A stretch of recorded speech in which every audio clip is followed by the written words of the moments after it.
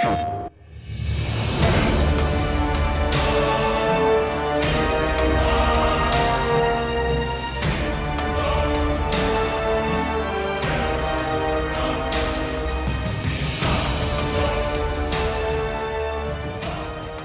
I'm Todd Pappy, Game Director at War Ascension. What you're about to see is a making of video that we've been shooting over about 2+ years. It gives you a good idea of the inception of an idea all the way through to the final product. Keep in mind that this is a work in progress. Enjoy. Got our press announce coming up. It's all about spectacle. There's going to be plenty of smoke and mirrors, just making sure that what the press is seeing is exactly what we want them to see. We've got something unique on our hands. Nobody else has our combat system, yet alone the ability to do scale. Press announce is basically our stake in the ground and saying, look, this is what this game's going to look like. The big reveal is like, hey, you know, this is what Sony Santa Monica's working on. And we're doing something a little bit different. Normally we do single player. We're going to actually wind up teasing the players by actually showing a multiplayer instead. It will be very scripted and staged because the press will be watching one main screen. We'll all be live players actually demoing the game. Choreographing 8 players is going to be a pain in the ass. Everybody ready? All right, they're going. Making sure that everybody's in their spot when they need to be and it doesn't look silly. There'll be tons and tons of rehearsals. Orbs are getting reset, man. Everybody's split up. It's not like everybody's stuck in the same spot. The actual art is really far along. Hey, Jess. Yeah? We got to get shadows underneath the ropes.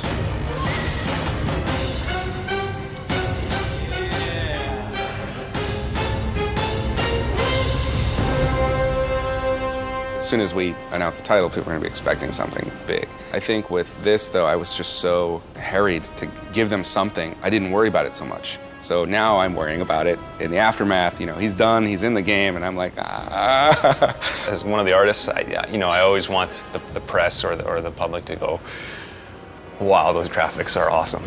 We've got a Titan in a level with 8 players, and hopefully people are looking at this going, this is awesome. They took God of War and they translated it to multiplayer, and this is their idea for what they're going to do in multiplayer. And I hope they see that and go, you know what, they didn't just stop.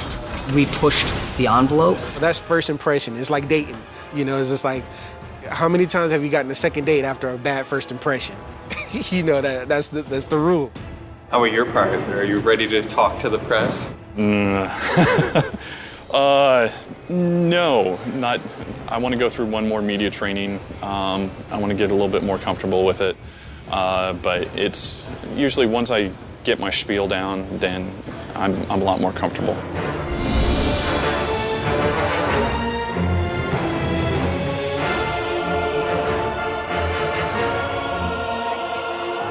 Right now, I'm nervous as shit.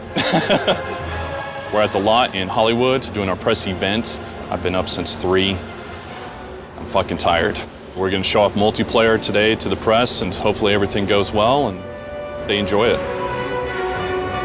I think it's harder when a game's been running for a long time for it to transform itself. Whether they can pull it off, I'm interested to see. You know, there's a bunch of us talking about it right now and wondering what we're gonna see, so no, I think we're all excited to see what's gonna go on in there. Kratos is probably the #1 seller of our magazine, so it'll be good to have him back on our cover at some point. Leveling up and progression, you know, over a long period of time. Brutal combat, brutal kills. This is definitely new for me. Like, I'm not used to talking to press. I'm not a fan of being in front of the camera, but at the same time, I'm a fan of talking to other fans or trying to explain what's going on. We're always under evolution, so yeah.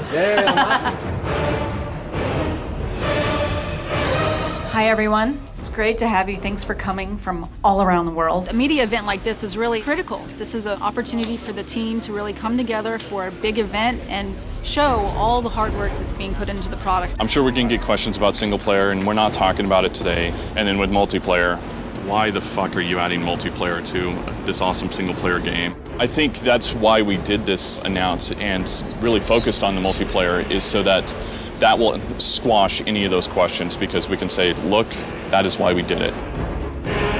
So we worked really hard to make sure that this was live. We weren't going to screw around. We weren't going to show a video. There's actually guys playing back there. They all have a dev kit directly at their feet, a little tiny television. Originally, we were going to have 8 screens set up in the front, and Then at some point we were realizing that that would take people's focus. They're going to be watching that guy and they're going to be watching that guy. Really, we wanted to have them be able to focus on one thing all at once as one cinematic presentation. So that's why we ended up having all the guys up in the back. Todd really wanted to have the multiplayer slowly unfold. So we start with the half-face shot, but he's really in shadow. And then the guy steps into the light, puts on his helmet, and it's clearly not Kratos. So we start by unfolding, hey, you're playing somebody you're not used to playing in this God of War prequel.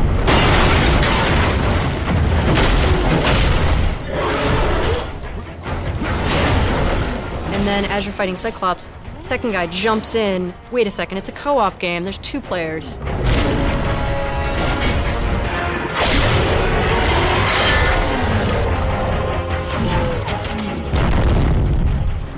And then when you go into the main arena, that's when we reveal that there's actually 8 guys fighting because there's already 6 guys waiting in the arena for you. That was important to us to be able to let people kind of slowly reveal that there was going to be more than just one person.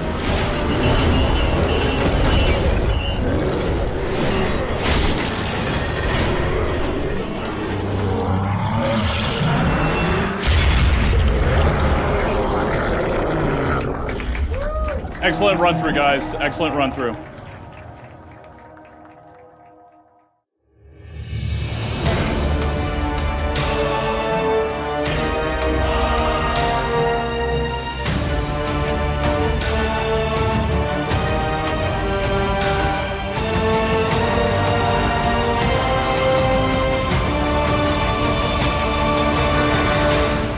PlayStation.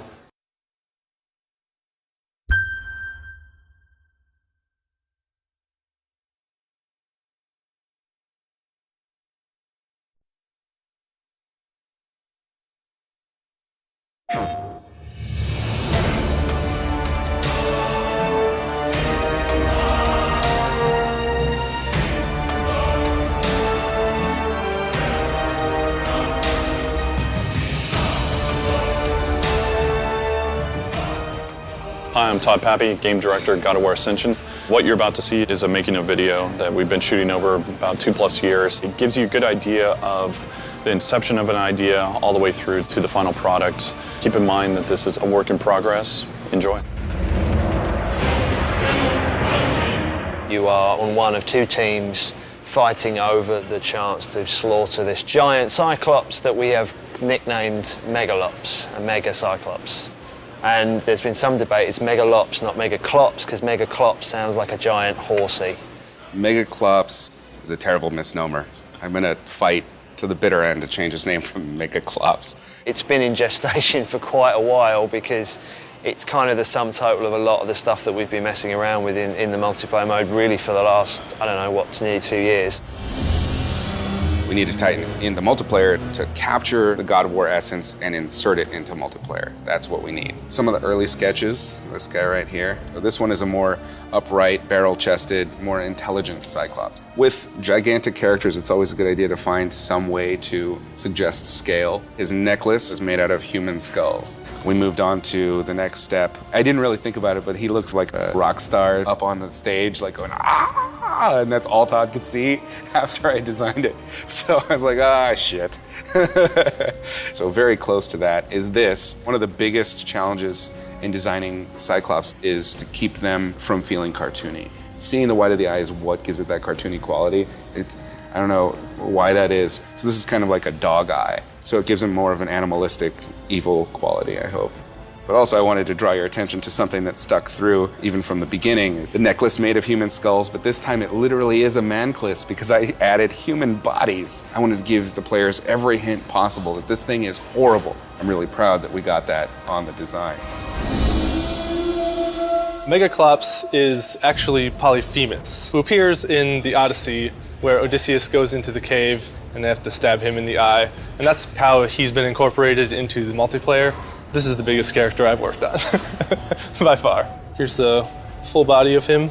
His lower half was not going to be incorporated. We didn't even build this because we were told that there was going to be a dust storm down there. And this is just kind of how things change around here. So now I had to go back and block in the legs. We're getting in and sculpting every dot and every pore because you get so close.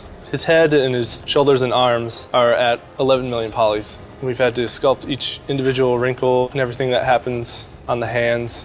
When I do start to color him, we can create masks from all of the depth, and then I can paint on top of that. The reds really pop, and then we can get some yellows on the surface of the skin, just make it feel a little more real. Oh, the annoying part was sculpting his decap.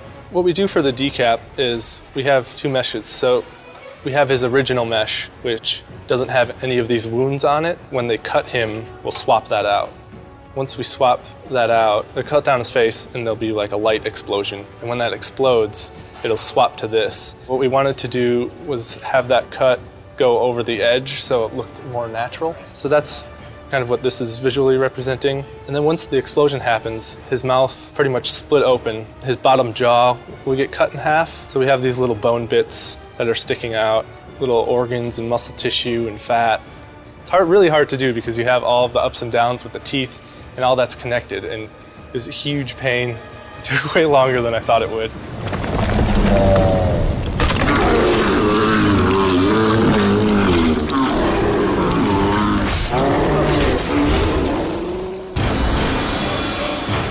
First, I was designing a lot of architectures, and once Todd and Chris liked the architecture, then I had to kind of put it into a 3D geometry, which was given to me from level designer. That was kind of hard because everything was made out of a geometry. It was literally just all cubes, and most architectures are not cubes. But I had to come up with a solution to look great. So what you see on the left of my screen are the high vision of sketches, kind of quick kind of color comp. And once they saw this, they kind of like a few of the ideas. This were sent to the level designers, and this is what I got back. Everything was just too cube and everything was just all same size. I began to put some of the textures and some of the assets and just kind of try to come up with the interesting areas possible. For the final, I kind of took easy design and tried to put them into the scenery. And then I did broke off some of the pieces in here just to make it a little bit more interesting, adding some rounder kind of columns, and this was pretty much the final. A lot of people, when they play a God of War game, it feels like refined design and Greek and classical, but there's always this edge that's a little bit fantastic. Not fantasy, but it's special and, you know, grand. We were always kind of talking like, what is this place? It's just this weird little town in the desert. And so we were kind of talking like, okay, maybe the gods or whoever just chained Polyphemus here. So they added in chain towers with some stands on there so they could watch this sort of battle happen. Maybe we could have some chimneys with smoke coming out of them and some decayed bridges, and some of the buildings are sort of falling apart from previous battles that have happened there. We have these rotundas, sort of gondola tops on top that he can smash. It was definitely really fun to work on. You have everything feeling kind of brown. The brown rock, you've got sand, which is brownish, you've got wood, ropes. It's hard to see where can you jump as a player. And we really want to highlight some of those edges, so a few strips of color almost like paint to help guide the player. It's a kind of a gamey thing, but in the end, if it's going to make the game play better, it's worth sacrificing some of the believability of the world. We're doing things now that we just take for granted that we couldn't have done on God of War 3.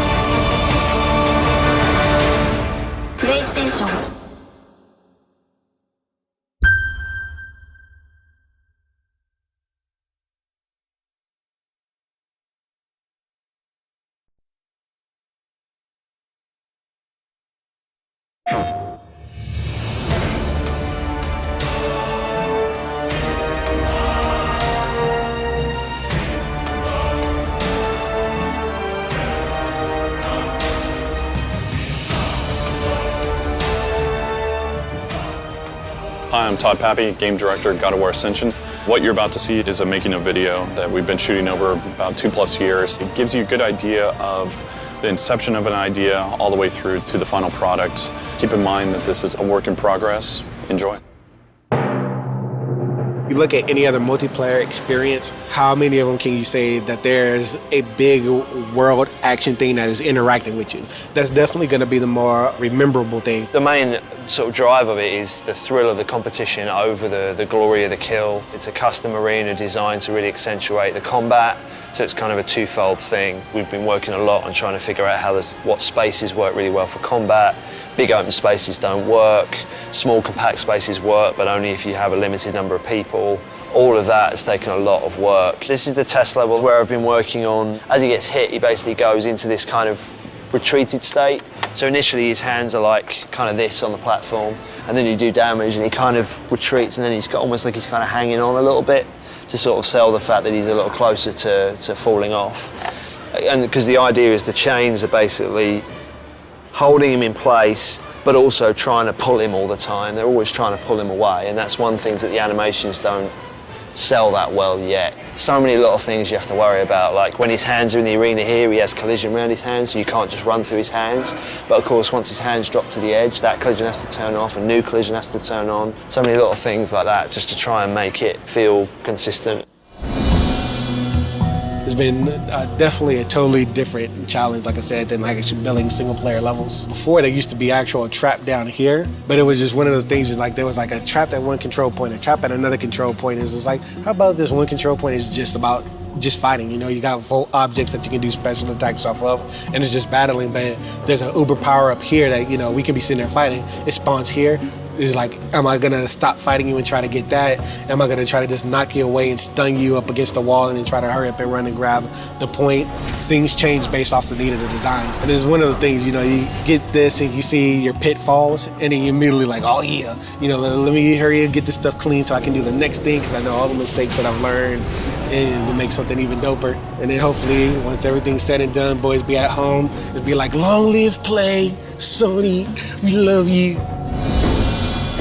I'm working in conjunction with the other departments, and we're trying to figure out gameplay as we're going along. It's a lot of troubleshooting, like making sure that the rig is functioning correctly, that his animations are appropriate for what we're trying to do in game. You really have to focus on just making sure that he's believably big. So we have to sell the fact that he's heavy. There's a lot of delay on his upper body and his arms. That just gives a sense that he's big and he's very heavy. The emotional range of this character is frustrated, angry, and tired. We don't want the players to feel sorry for him. We always want the players to feel that he's just this ginormous threat in the background, and that you don't want to mess with this guy or he's gonna freaking kill you. A huge factor is that we need to have the camera not hiding gameplay from the player. A lot of the foreground stuff we want to put in, we just can't put it in. This is one of the areas that was quite challenging for the art team to make it so gameplay is still acceptable. So we wanted to have something kind of in the foreground to break up the levels and make it feel like rooftop. So we also need to have the player be visible. So one of the solutions was add some destruction. Evolving the camera systems so that they could handle multiplayer gameplay was a very large challenge. It was a fun challenge too, because we knew right off the bat what we needed the camera system to do. You need to make the cameras much more unified, much more procedural, so that everyone has the same fair view. This allows me to start plotting out where my cameras would go. So I'll turn on my camera layer here. This gives you a pretty good idea of how many camera zones are needed. Every black box is basically an individual camera or a group of cameras. These basically control what you see as you play through. What we're seeing here is the basic look of a navigation camera in a multiplayer level. The player is about 20 meters away from the camera, making them kind of small, but big enough to get the details of which team you're on, this guy's on the red team, and give you a good sense of where you're going in the level. Here's an example of a trap where you can hold on to the lever until you're waiting for some enemy to run in, and then you basically let go of R1, triggers the trap, and the camera will hold there to see if you hit anyone. And one other example of something that our single-player camera system has been great for in terms of multiplayer cameras is shots like this, where I'm no longer using the normal navigation camera because this Cyclops is about to attack, and I want to show off full detail of his face, his hand that's about to smash you. That's an area where we're allowed to make the multiplayer cameras feel more single-player. That's another goal of ours, to make the camera system and the game itself feel like it exists in the same space. Keeping the giant Cyclops in frame was one of the biggest challenges of that level because people really want to just fight other players. I'd be fighting my own cinematographer's instinct to, I want to show more of this giant, epic monster in the background. It was a constant back and forth of, that's too much of him, that's not enough of him.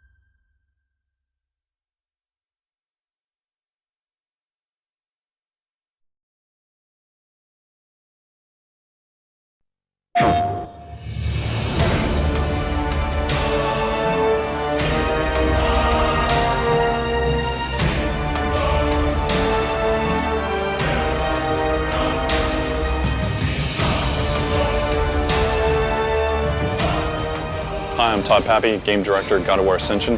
What you're about to see is a making of video that we've been shooting over about 2+ years. It gives you a good idea of the inception of an idea all the way through to the final product. Keep in mind that this is a work in progress. Enjoy. The biggest problem with multiplayer for us is just technology. We've never done multiplayer before. In the last year, it felt like another 3 years. God of War is historically a single-player game, and there's a lot of code that works until you put it in an online environment, and then it falls apart. What I'm doing is basically going through a lot of the code and making sure that we consider what happens when a second person runs the lever code and what happens when a third person pulls the lever. Is everyone seeing the same thing at the same time? At this moment, I'm feeling hopeful. We aren't quite there yet. There are two players on two different machines, and one is hitting the other with a sword. So that motion of the sword has to connect on the attacker's machine, and then the result of that collision needs to be sent to the defender's machine. And on defender's machine, we need to decide, was that move blocked or parried or countered? And then the response has to go back to the attacker's machine. All of that has somehow to happen in such a way that both of these players think that it is seamless and there is no lag, and it's all just free-flowing combat. People would press block and they'd actually get the block guard up with the sword, and then they'd be told, you got hit. And they're like, Glenn? The actual choice of where these decisions are being made, attackers' machines, defenders' machines, that choice is probably the hardest problem of them all. We do what we call pre-hit. So we actually detect that in the future we're about to hit somebody, and we actually kind of, if you can see like an arc here. So we actually can look ahead maybe 100, 200 milliseconds. And so I'm actually saying, I hit you here, and that actually gets sent over the network. The other guy receives it before my sword's even touched him. And if we time it right, he tends to reply, in the common case, to us before the sword's even touched him on our machine. So we actually have all the lag hidden by committing to the hit early. One of the big things that felt wrong for so long with the combat was the technical networking side of it, which I think we've finally broken the back of now, haven't we? We're getting over a hump. It does feel like that. Fixing the lag. So we're able to hide about 100 milliseconds, 150 milliseconds of latency. I consider lag to be pretty much a solved problem at this point.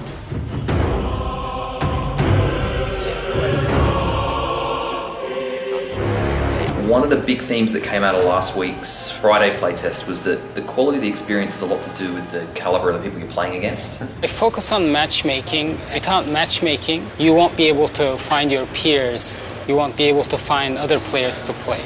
So we basically pair up players so that they can have a better time. The more players we have, the quality of the matchmaking improves. You always have to consider, should we let people play or should we have a better quality of matchmaking? I'm hoping to have a better matchmaking experience because we have developed everything in the house. We are doing something completely different. We are deploying the code ourselves and we are managing all aspects of it. So there's no one to call when something happens except ourselves. Now we're going to actually play sheeted 60. That was started like inefficient, running at 45. And the intention of the playtest is to get the combat feel at 60. We're playing the game every week. We're making sure that everyone gets a controller in their hands and they start bashing each other with swords and hammers, and it's a lot of fun. The fact that programmers are playing it is a very positive step. Programmers want to write code and some don't want to play the game they're making, and that's okay, but when you're making a multiplayer game, it's really important that you iterate and you see the changes you make playtest to playtest. A few weeks ago we were having issues getting people coming and playing because I think the combat was in a bit of a rough spot. We knocked off a huge number of bugs and suddenly everyone was just more engaged with the game. We were like floundering and now we've iterated our way into a good place, so I feel happy about where we've been and I feel excited about where we're going to end up.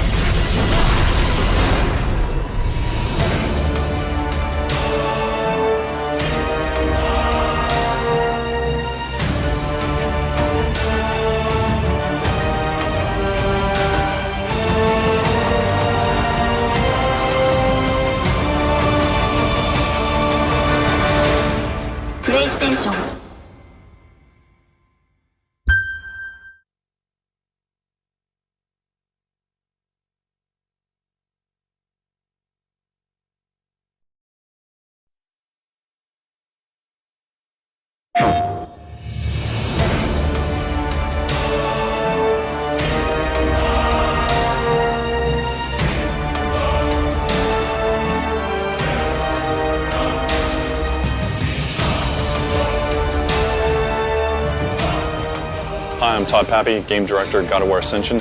What you're about to see is a making of video that we've been shooting over about 2+ years. It gives you a good idea of the inception of an idea all the way through to the final product. Keep in mind that this is a work in progress. Enjoy. The lowest level, what we're trying to do is make me playing against you feel right, and me playing with you feel right. That's where we are right now.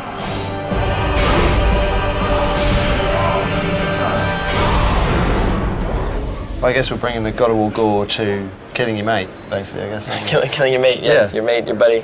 One of the thrilling things about multiplayer, like even in a shooter, is when you get up close, like your heart starts to race, and we're definitely trying to go for that. See the whites of their eyes. The moves are actually not Kratos moves at all. We did start to get some of it up and running, so you might see some hints of like, oh, maybe I remember from God of War 1, he had a weapon kind of like that, but the moves that we're doing now are entirely Spartan moves, Spartan themed. The weapons that you carry give them a very distinctive feel. Each character selects sort of a god class, and that kind of defines what weapons and armor and abilities you can take in. I have basically the Ares sword with the Ares armor, so I can do things like damage attacks, DS kills. I have a little bit more kind of range, so I have that move that has quite a lot of range to it. The idea with the hammer is that in a crowd, he can be less specific. Like if you're playing the hammer class, you kind of look for groups of people to kind of jump in there. And that actually causes kind of groups to disperse, which is kind of nice. So depending on like who shows up with what weapon, people start to kind of change their play style a little bit. Kratos is our hero. He has to be the strongest, the coolest, the most powerful one. These guys are still pretty formidable. These guys have to be fair. Their moves have to be readable. Some of the moves are a little slowed down, so they're not as quick as Kratos, but they have to be fair. For instance, we have unblockable now. Whenever you see this symbol, that means if you block it, you're gonna get staggered. And that really helps to make it read. Each weapon's like its own full character. The navigations, they all have to be redone for every weapon. The attacks are all redone. There's no real sharing between weapons. They're just too unique that you can't really wield them the same. We'll come up with moves based off of usability, practicality, flashiness, just things that people usually expect to see and people would want to see. Sometimes just try and get the best look, and then we'll just tweak and tune it until it's actually useful. This is the Cyclone move. If Kratos did this move, I don't think he'd have this much recovery time, and the startup would be pretty quick. This was one of my favorites, the uppercut. It's pretty useful in games, and people are liking it. I just liked it. I reappropriated one of the Olympus Swords animations from God of War 2. That one just stayed in one place and did too, but this one I added a crazy dash to it and a lot more height. There's gonna be a lot of different specials that you're gonna be able to do. Those will be a lot of work to knock out, but I mean, those are fun though. You know, it's just fun doing those. What's nice about certainly this kind of game is that anyone can kind of get the kill, anyone can kind of come in there and finish it off. You're definitely not invincible. That's one thing we really try to do is that, you know, the characters, they can take some hits, but not a whole bunch, so that even a new character might get in there, and if he gets one blow, two blows, lands a few, he's definitely going to get the kill, and that's also what traps kind of add for it. With traps, it really doesn't take a whole lot of, you know, timing and skill and reflex. It's literally like it's sort of more planning and strategic element where it's like, I know people want to take this point, I know this trap covers that point. If I can predict that, then I can basically get a kill no matter how skilled the other player is.